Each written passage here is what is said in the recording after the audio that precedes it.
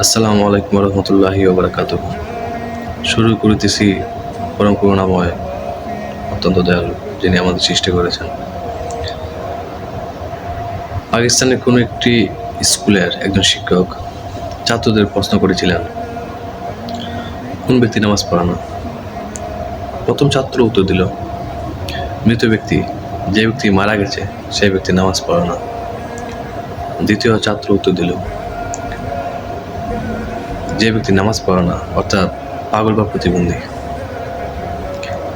তৃতীয় ছাত্র উত্তর দিল, যে ব্যক্তি অমুসলিম ব্যক্তি নামাজ পড়ে না।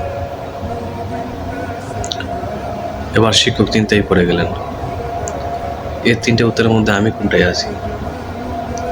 আমি কি মারা গেছি? আমি কি পাগল বা প্রতিবন্ধী, নামাজ পড়ি না? নাকি আমি অমুসলিম?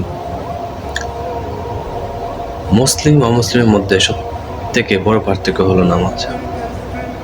অথচ আমরা যারা নিজেকে মুসলিম দাবি করি কিন্তু নামাজ পড়ি না, চলুন একটু ভেবে দেখি, আমরা আজও কি মুসলিম হতে পেরেছি?